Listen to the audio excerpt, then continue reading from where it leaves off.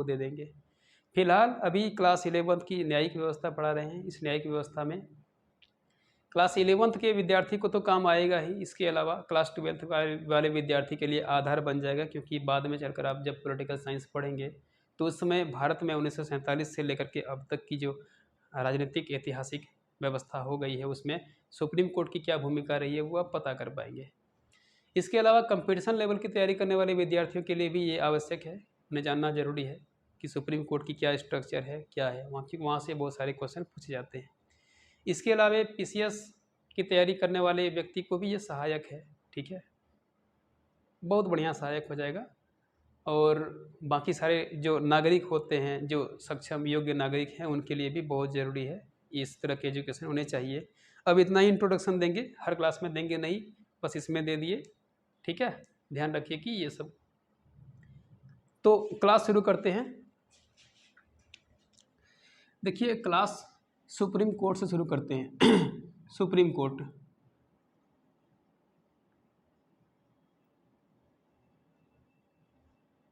ठीक है, इसको हम लोग उच्चतम न्यायालय भी कहते हैं।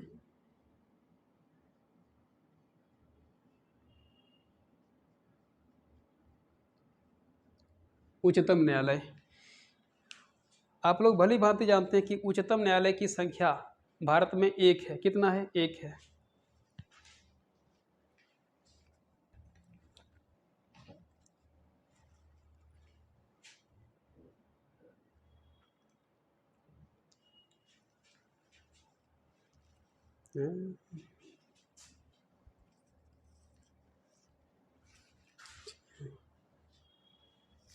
चलो ठीक।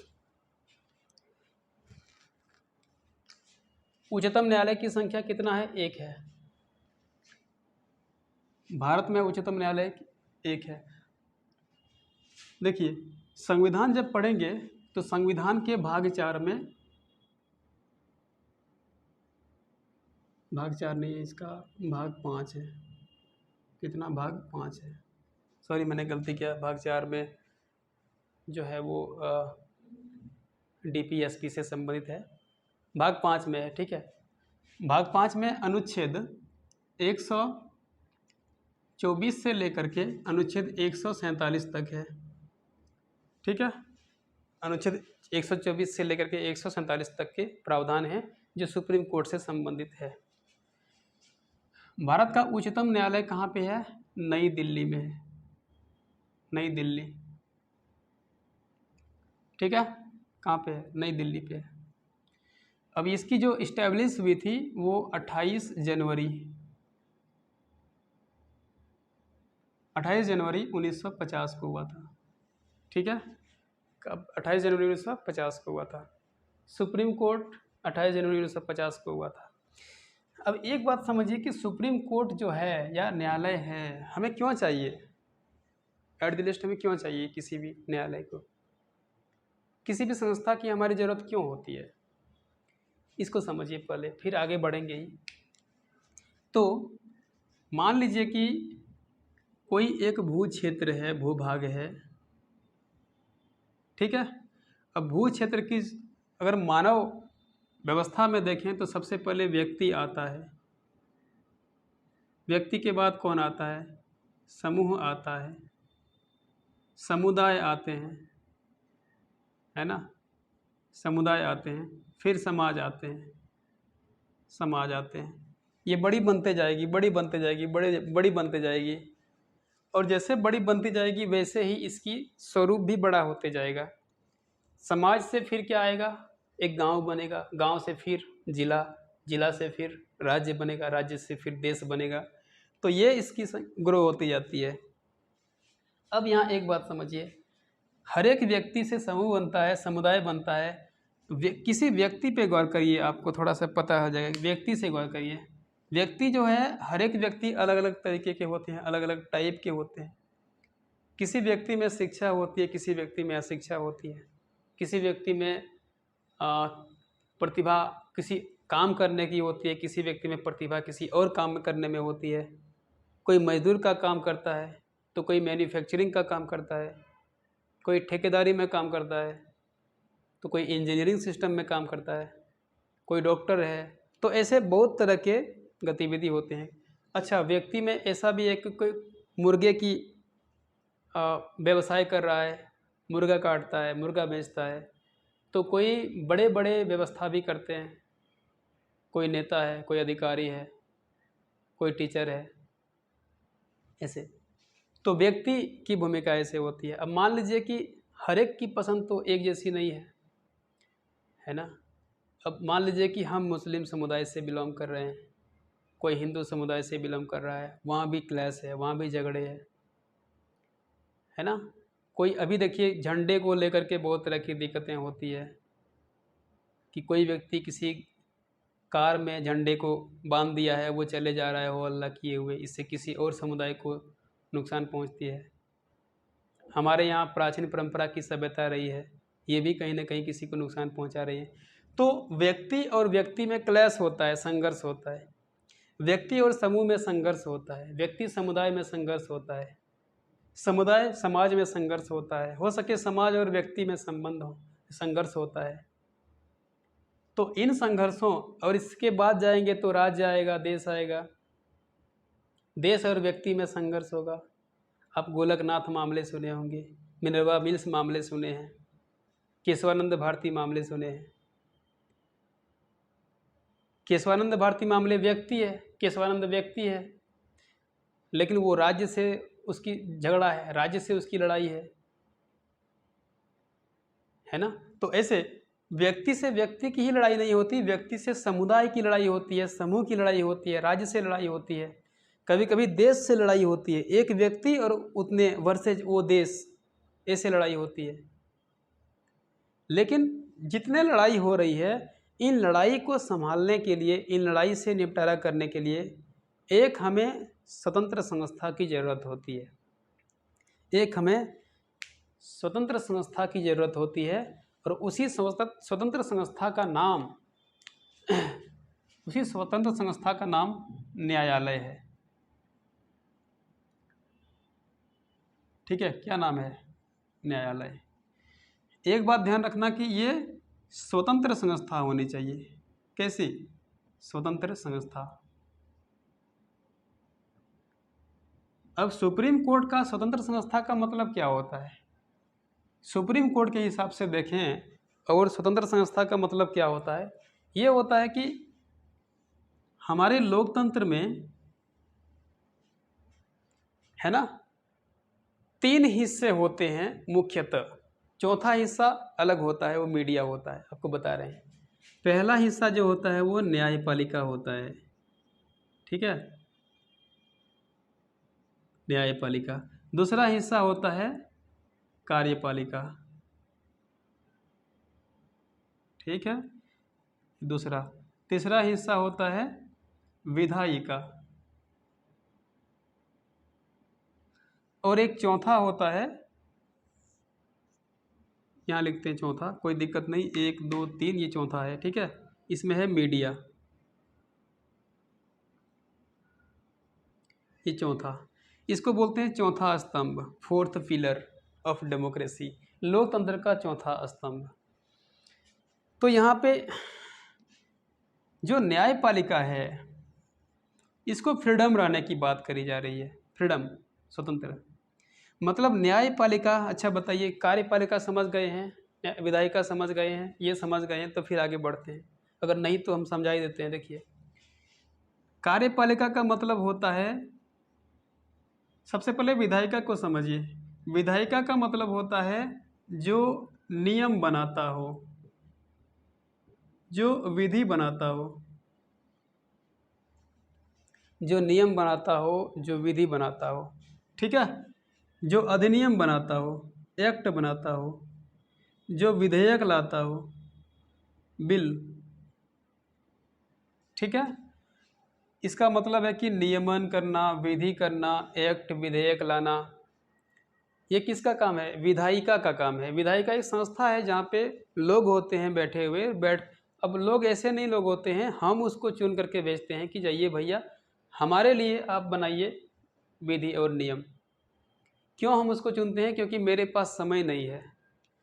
देखिए, एक समय पहले था, पहले के ज़माने में ऐसा हो रहा था कि कम जनसंख्या थी, हमारे देश में कम जनसंख्या थी, बहुत कम जनसंख्या। जैसे मगध का जो साम्राज्य था, है ना, उससे पहले कौशाम्बी था, उससे पहले वहाँ तो कौशल था। तो कौशल, कौशाम्बी, वज्जी, अंग, मगध, तक्षशिला, हरिसेन, इन सब जितने भी आप क्षेत्र देख रहे हैं, है ना, उन सब में जनसंख्या कम होती थी। और जनसंख्या कम होने के कारण क्या हो रहा था कि एक राजा किसी भी व्यक्ति को संभाल सकता था। जनसंख्या कम है। अब सोच के देखिए कि मेरे पास जब ऑफलाइन क्लास हम कराते हैं तो मिनिमम 30-40 विद्यार्थी तो देखने को मिलता ही है अभी फ़िलहाल, है ना। तो हम उसको पढ़ा सकते हैं, उसको संभाल सकते हैं। लेकिन जहाँ बड़ी मात्रा में हो जाएगी विद्यार्थी तो हम प्रत्यक्ष संभाल सकते हैं? नहीं, प्रत्यक्ष नहीं संभाल पाएंगे। हाँ, अगर हर एक विद्यार्थी हमसे प्रश्न पूछने लगे तो हम उसका आंसर देते देते ही मेरी समय ख़त्म हो जाएगी। लेकिन 30 विद्यार्थी को एटलीस्ट संभाल सकते हैं हम, कोई दिक्कत नहीं है। 30 विद्यार्थी की प्रश्न का उत्तर देने मेरे लिए बस की बात है। लेकिन जहाँ बड़ी मात्रा में हो जाएगा वहाँ पे बस की बात नहीं है। वैसे ही प्राचीन समय में, पहले के टाइम में, राजा सीधा न्याय करता था। प्रतिनिधि सबका राजा ही होता था, राजा सीधा न्याय करता था। और राजा वंशानुगत होता था।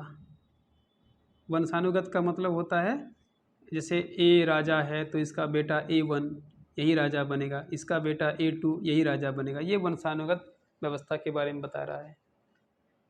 तो ये हो रहा था। अच्छा, इसके पीछे कारण क्या है कि जनसंख्या कम था। जनसंख्या कम था तो उस मामले में हम ही सब कुछ कर सकते हैं, है ना। कोई भी एक व्यक्ति राजा बन के मामलों का निपटारा कर सकता है। लेकिन अभी जनसंख्या बढ़ गया है और जनसंख्या बढ़ने के साथ साथ अगर हम लोकतंत्र को रखना चाह रहे हैं या संसदीय व्यवस्था को रखना चाह रहे हैं तो हमें प्रतिनिधि को चुनना ही पड़ेगा। क्यों? क्योंकि अभी जो देश की जनसंख्या है, वर्तमान हालत जो है ना, 140 करोड़ लोग, क्या पार्लियामेंट, संसद भवन में जाके बैठ सकता है? नहीं। क्या सीधी बातें कर सकता है? नहीं। अगर ये सब वही करेगा तो फिर अन्य आर्थिक गतिविधि कौन करेगा?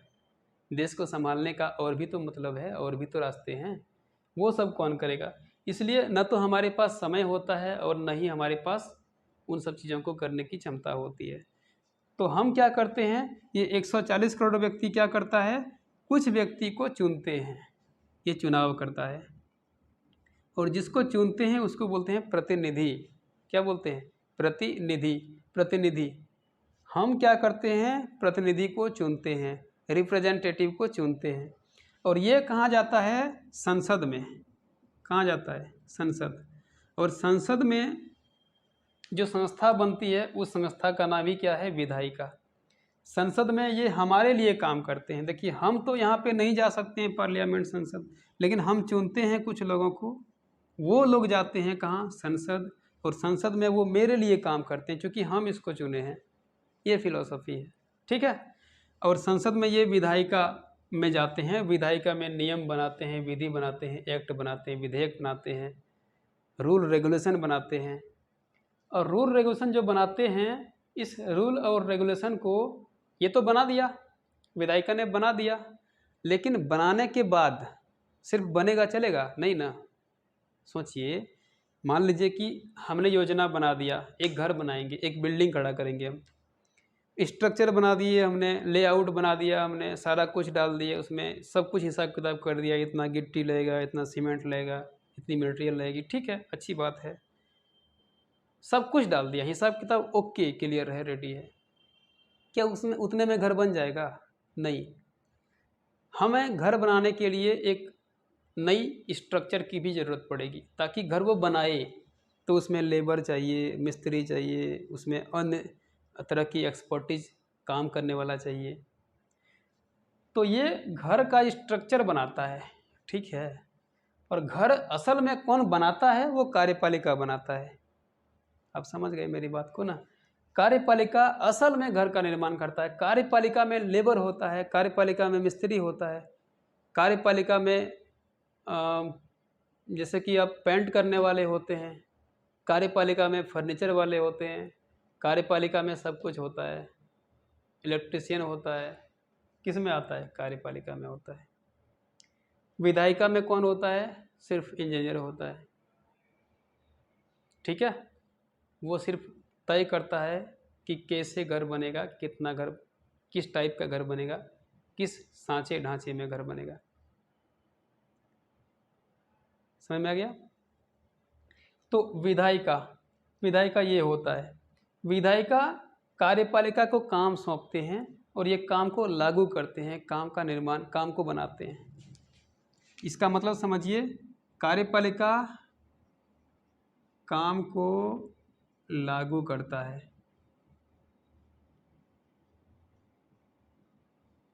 ठीक, कार्यपालिका काम को लागू करता है, कार्यपालिका काम को कराता है। ठीक है, इसकी एक मशीनरी है, इसकी एक स्ट्रक्चर है। अच्छा, इसकी स्ट्रक्चर में जितने भी लोग हैं उन सब लोगों की निगरानी भी करता है वही लोग जो हम चुन के भेजते हैं। ठीक है, ध्यान रखिएगा। अब आगे देखिए,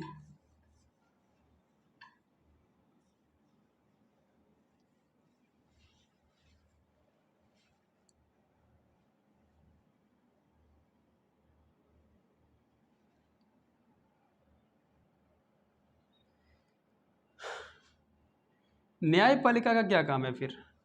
न्यायपालिका देखिए, न्यायपालिका का काम क्या है? ये कार्यपालिका को भी देखता है और विधायिका को भी देखता है। ठीक है, और वो यही देखता है कि आप जो नियम बनाए हैं, विधि बनाए हैं, एक्ट बनाए हैं, यह विधि और नियम और एक्ट सही है या गलत है, सही या गलत, इसको देखते हैं। ये बताते हैं कि संविधान के अनुकूल बना है कि नहीं बना है, संविधान के हिसाब से आपका नियम और कानून बना है या नहीं बना है, ये देखते हैं। ठीक है, थोड़ा सा काम है, थोड़ा जस्ट पॉज करते हैं।